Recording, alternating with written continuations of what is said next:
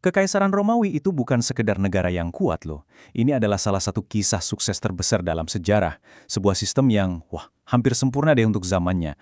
Baik dari segi militer, hukum, maupun infrastruktur. Tapi pernah kepikiran nggak gimana ceritanya kekuatan yang begitu dominan, yang kelihatannya tak terkalahkan itu, bisa lenyap begitu saja dari peta? Jawabannya, mungkin lebih mengejutkan dari yang kita kira. Oke, kita langsung ke intinya aja ya.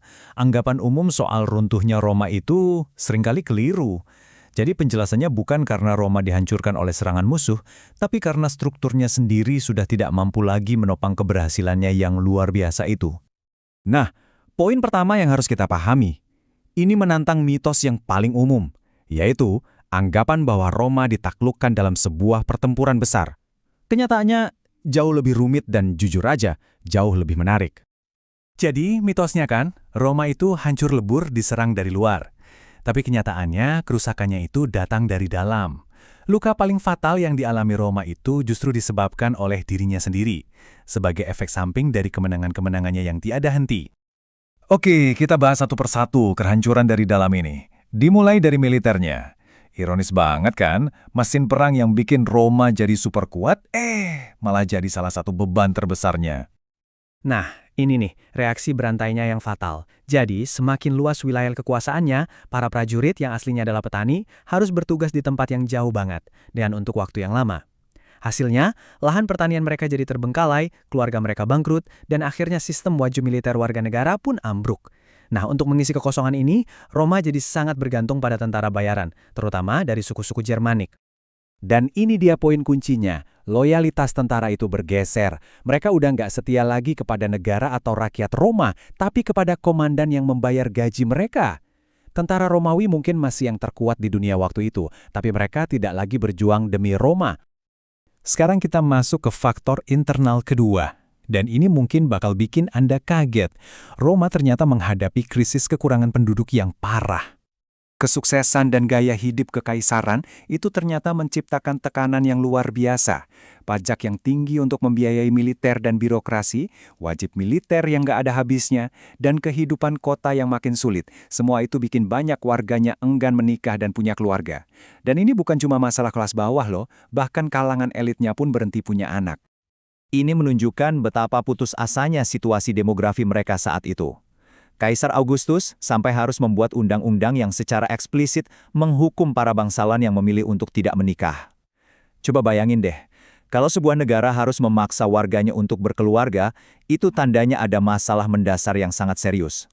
Tanpa penduduk, yang nggak ada tentara, nggak ada pembayar pajak, dan nggak ada yang merawat infrastruktur. Oke, kita lanjut ke kehancuran dari sisi ekonomi. Roma itu nggak bangkrut dalam semalam, tapi melalui sebuah proses yang disebut inflasi tak terlihat yang pelan-pelan menghancurkan nilai mata uangnya. Jadi ceritanya gini, untuk membayar tentara bayaran yang mahal dan birokrasi yang makin membengkak, Roma mulai kehabisan uang. Solusinya, mereka diam-diam mengurangi jumlah perak dalam koin mereka. Jadi, meskipun nilai yang tertera pada koinnya tetap sama, nilai intrinsiknya, nilai aslinya, anjlok drastis. Dan dampaknya bisa ditebak, inflasi harga meroket gila-gilaan.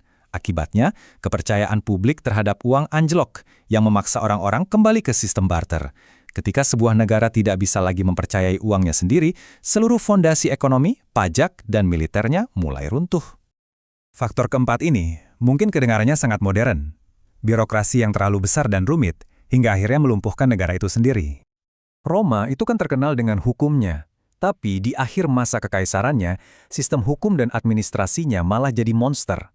Korupsi merajalela di mana-mana. Pengambilan keputusan menjadi sangat lambat dan mahal, dan negara menjadi terlalu kaku untuk merespon krisis dengan cepat. Negara yang tidak bisa bergerak lincah akan runtuh dari dalam sebelum musuh sempat menyerang. Makanya, ketika Kaisar Romawi Barat terakhir digulingkan pada tahun 476 Masehi, itu nggak ada drama kota dibakar habis atau pertempuran besar yang menentukan. Sistem administrasi, hukum, dan pajak Roma hanya diwarisi oleh para penguasa Jermanik yang baru. Intinya, Roma tidak jatuh dalam semalam, ia hanya menjadi tidak lagi diperlukan.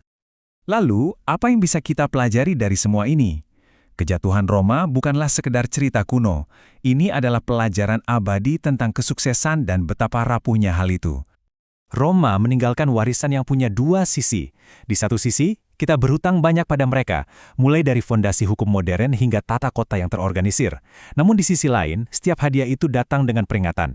Model negara yang otoriter, kepercayaan buta pada kekuasaan terpusat, dan ilusi berbahaya bahwa pertumbuhan tanpa henti akan membawa stabilitas. Nah, ini dia kesimpulan utamanya.